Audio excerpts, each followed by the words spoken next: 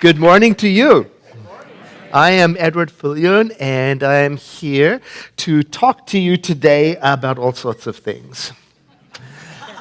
Let's begin with our affirmation for this month. Won't you read it with me?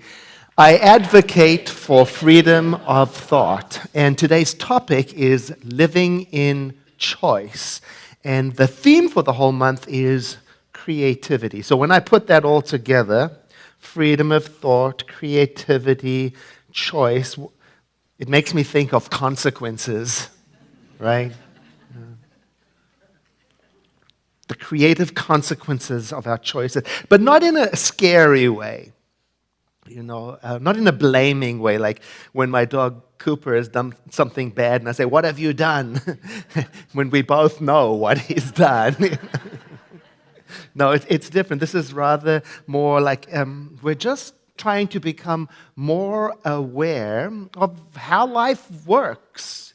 In other words, we're waking up a little bit more to the connection between creativity, choices, and how consequences are connected. And by the way, not all consequences are bad. There are both positive and negative consequences that flow from our life choices and activities. I remember reading Donald Altman. He wrote that beautiful book about mindfulness, living a mindful life. And in it, I don't remember the exact phrase, but he wrote something about how living a mindful life has something to do with owning up, owning the emotional wake left behind by our words and deeds. Oh, I love that. I've never forgotten that, especially that word, wake. And here it means the waves left behind a moving object as it goes through the water, like, for example, a boat in this photograph by Martin Adams taken from above. You can see the wake over there. It also means the path that is left behind as something passes. Like, to use a negative example, like trees destroyed in the wake of an angry storm. You and I leave a wake behind us as we move through life. It doesn't have to be destructive like an angry storm, though. That's where choice comes in. It has been a popular thing to say, I'm not responsible for how you react. I'm not responsible for how you think or feel. That's your choice. It turns out that there's a little more to it than that. It's a little more complicated than that. Because of the interconnectedness of all life, the wake I leave behind me ripples out through and over life. So yes, words do matter. Actions do matter. Intention really matters. Thoughts and feelings matter because they are all creative and powerful, and they leave behind them an ever-widening ripple of influences and consequences. That's how it is. Kevin and I were on a mini vacation. We were in Italy, and we went to Cinque Terre. I don't know if you've been there. It's a national park now. It's 5 small villages perched on cliff sides on the ocean. Very, very beautiful. So we decided to take a sunset boat ride so we could see the small villages from the ocean as the sun was setting. Very beautiful, And at one point, a larger party boat approached straight for us, moving very fast. And our captain had to react quickly. He had to turn the boat to face directly into the waves caused by the party boat. You see, if the captain wasn't paying attention, or if he just decided, I'm going to ignore the turbulence, if I can exaggerate, I can say we might have been capsized. You see, he had to turn into the waves and face it head on. He couldn't just go with the flow. And in that moment, our gentle sunset cruise was impacted by the wake of a fast-moving, rowdy party boat. It made me think about the consequences of my words and my deeds. They ripple out. They impact others.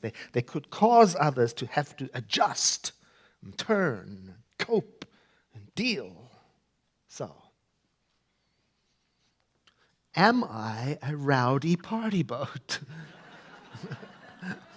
Sometimes.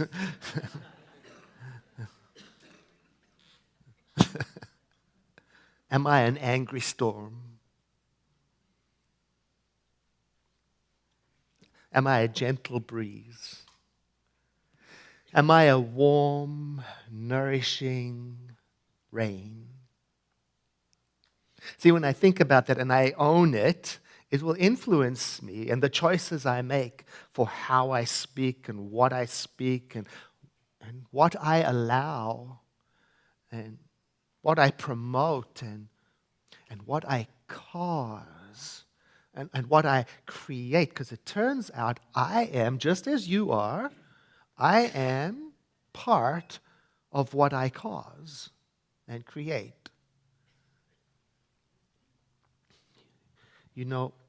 I take my time with you on Sunday mornings very seriously. I spend a lot of time during the week thinking about what am I going to say. Because between many of us, there's a bond of trust. It's been formed over many, many years. So if I were to say something hateful that stirred up hateful sentiments, it's not going to be enough for me to say, oh, well, that's not my fault. It's how you took it. It's not enough for me to say you're responsible for how you took it. Well, of course you are, and it would be foolhardy for us to think that we don't influence each other, especially when there is a bond of trust. I understand exactly what kind of privilege I have in my job and the responsibilities I have. And why stop here at work? Why not take that awareness of responsibility and influence and wake and take that into the home? Why not take that onto social media? Why not take that into my friendships and relationships? Because to me, freedom of choice and freedom of speech does not and cannot ever mean freedom from consequences. I must admit that I make waves. Just like you do. You make waves. And sometimes we have to deal with each other's turbulence. We can't ignore it. If we do, we might be capsized. I can't just ignore turbulence, not in my marriage, not in my friendships, not in my work, not in my nation, not in my thoughts, not in my feelings, because when I have, it's turned me upside down. No, the safe way is to turn into it head on so that the turbulent waves can be navigated safely, even neutralized. And today I want to explore some practices that we can practice that help neutralize turbulent times, practices that leave a wake behind me that I can feel good about, practices that don't turn other people's lives upside down. Now, they're simple, but very powerful, and not to be underestimated. And the first one is to practice micro meditation for beneficial consequences during turbulent times. You know, when turbulence is headed my way, it's helpful for me to remember to turn into life, not away from life, to really savor life in micro moments so that I'm not capsized by trips and falls and stumbles. Claire Weaver, a doctor in psychology today, writes a beautiful article titled Micro Meditation for Maniacs. And in it she says, you know, like when turbulence is headed my way, stop what you're doing and find something lovely to look at. Now, she says in her office she's very lucky because there's a big, beautiful window. She can always look out of the window and see a plant or this or that or a spider web. But if you don't have any windows, a photograph or any beautiful object will work in this exercise. Then, she writes, gaze at the pretty thing and listen. Don't analyze, just listen to the sounds around you. And stop listening to the voice in your head and listen to the world around you. If you catch yourself identifying or evaluating a sound, just gently move on to the next one. And then, smell. Breathe slowly and deliberately and see if you can smell anything. Again, without assessing it. And then, feel. Feel your body, the air circulating around you, the support of whatever you're sitting on or standing on. And then, just float for a little bit on a sea of sensory awareness, veering gently away from all your mind's attempts to categorize, assess, capture. And as you breathe in, just say to yourself, just. And breathing out, be. And you repeat it for a few seconds. Just be. Even up to 5 minutes. And then at the end of the article she writes, I can promise almost that if you haven't meditated before, and even if you have, this may be hard to do at first. But I can also promise you that if you try it 4 to 5 times a day, every day, it will gradually become easier. And I add to that, I think I can promise that you will develop a habit that will help you neutralize and navigate turbulent times. It will also help you become a person who makes a beneficial impact to the wake you leave behind you. The second practice is to check what your intuition is telling you so as to avoid making choices that result in undesirable consequences. In Science of Mind, we've learned that we have a built-in guidance system. We just have to remember to use it.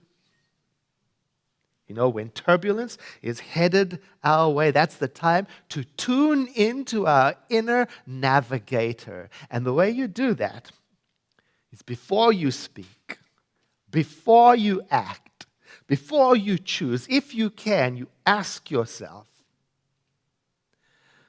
what am I doing? And why am I doing it? And then you take time to tune in to the feelings that arise, because that's how the inner navigator speaks. You take time to tune into also, what are you intending? And own that. Or another way of saying the whole thing is, listen to your heart. Honestly, humbly, authentically. The next practice is to show up and connect with your community for lasting, healthy consequences. Now, social isolation is an epidemic in our nation. On one hand, we value radical individuality, independence, self-reliance. It's all about that. On the other hand, it turns out we don't thrive without each other. In reality, being with and around people turns out to be medicine for the soul. It's as important as good food, nutrition, exercise, and spiritual practice. The good news about this, though, is that you and I don't have to like each other. We don't even have to agree with each other. We just have to be around each other.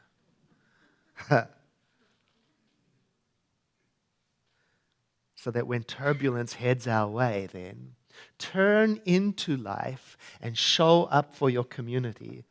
There was a study at the University of Arizona that showed that having good, meaningful conversations is good for us. Because those kinds of conversations can help us sort out meaning in an otherwise pretty chaotic world. It can also help us to not feel alone. It can also help expand our view when that needs to happen. That's why our Sunday evening exploration that takes place at 7 p.m. right here at the center is so valuable. A place where you can talk and listen and be heard. That's why our diversity discussion group is so valuable. Or our grief support group, so valuable. Talking about what you believe in helps connect people. And it is important for me to add, don't force your meaningful conversations onto people who don't want to have them. Because that can create more turbulence for everyone. Just showing up and being around people and even having superficial conversations is enough to help us cope with turbulence.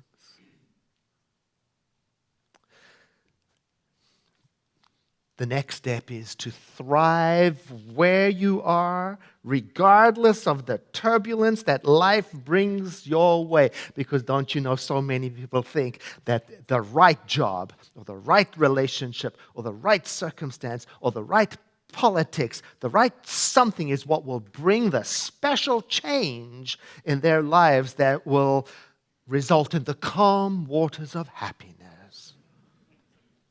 I suppose there is some truth in that as a possibility. However, we all know that at any moment, a rowdy, fast-moving party boat is headed our way.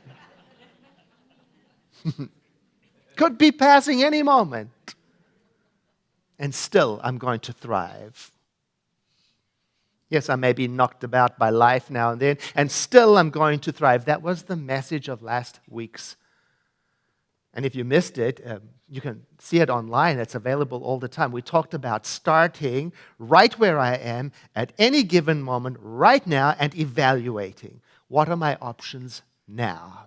And while I'm doing that, to talk to myself, to remind myself, my mind is a center of creativity within the divine.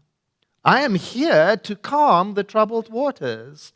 I am here as a function of the eternal peace of the divine that is showing up as me.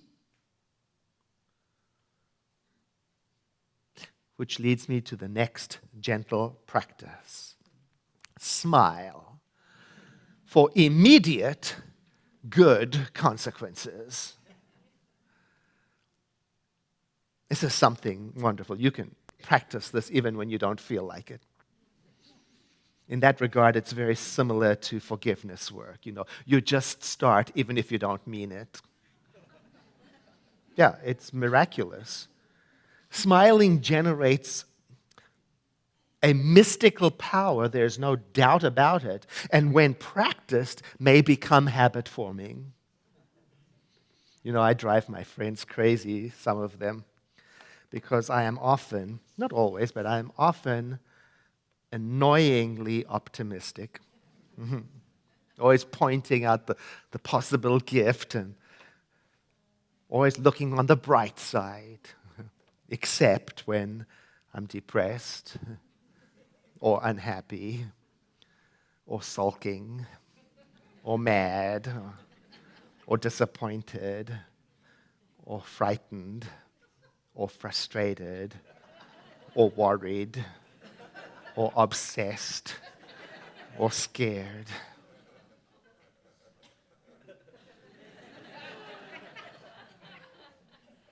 You too? The reality is, happy people are not happy all of the time. It would be odd if they were. We all experience from time to time being sad, angry, disappointed, confused. Feeling pessimistic or negative now and then is normal. And if we find ourselves being persistently, ongoingly unhappy or depressed, it doesn't mean we are a spiritual failure. It means likely that you and I are going through something that we can't quite handle by ourselves. We all need help sometimes. That's normal. Even professional help, that's normal. I say that because depression is not something that you and I typically can smile our way through. Nevertheless, smiling has its own value, and it can certainly add to our healing process. An article by Dr. Mike Stybich says that smiling makes us attractive. We're drawn to it. So smiling, it turns out, is a mood changer. Apparently, it sends signals, triggers to our biology. And smiling is catchy. Do you know people smile back even though they don't know why? I'm trying to remember a situation. I can't remember it in detail, but I was dealing with somebody at a counter, and she was very grumpy. And I was smiling all the way through. And eventually, she looked up at me and said, "You know what?"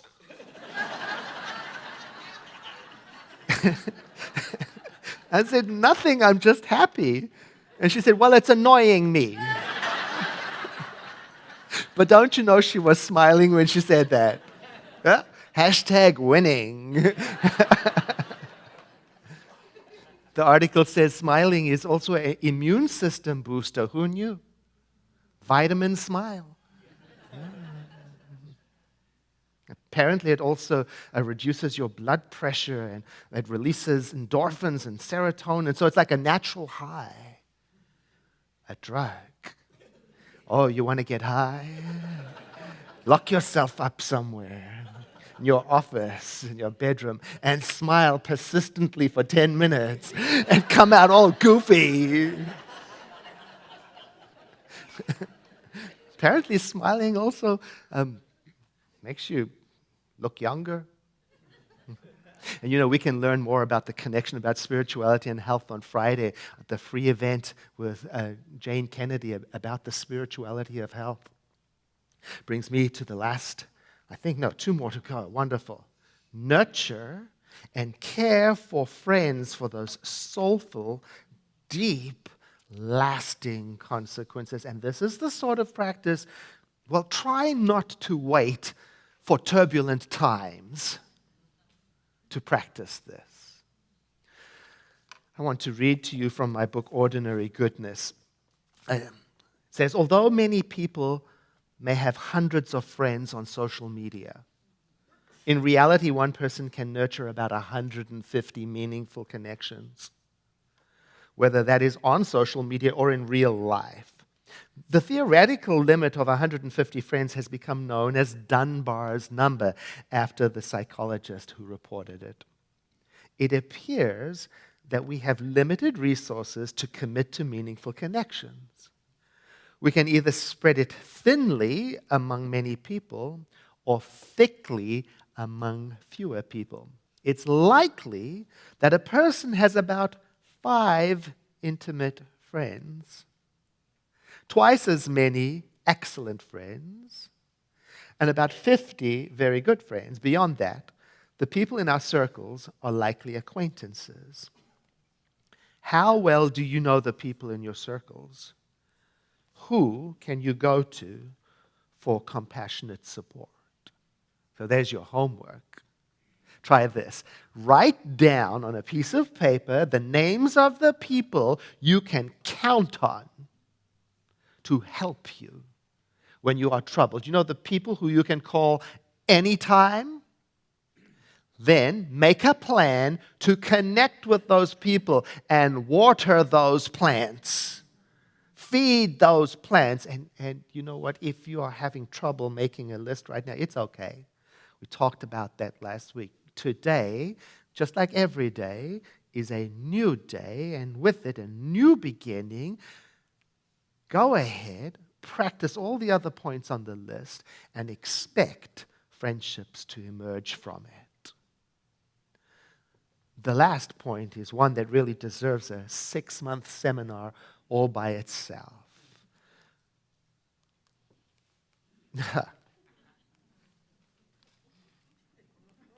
Yes, apparently, practice forgiveness. I'm forgiving the slideshow right now. Practice forgiveness for those life-transforming consequences. And this is the one that you've got to do when you can and as you can. Think of the micro-meditation. Think of it in the same way. A little bit goes a long way. One of our members, Adrienne Bowes, is reading The Second Mountain by David Brooks. And in an email exchange, I realized that Adrienne does what I do and hand writes out passages that are meaningful. And she sent me a note with one passage, and to me, it sort of says everything and wraps up today's message in the light of all these steps. So I share it with you. I'll read it to you.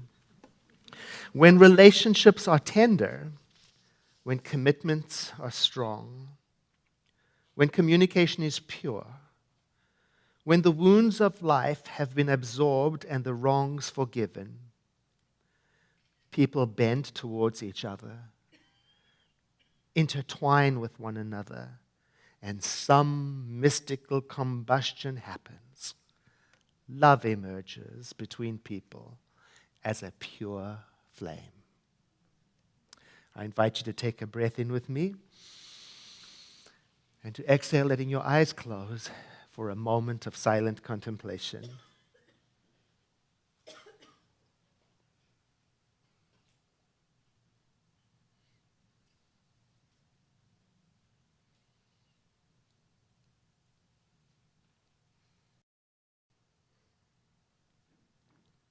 And to bring our silent time to a close, I invite you to let the next breath you take be much deeper than the one before, followed by a sigh,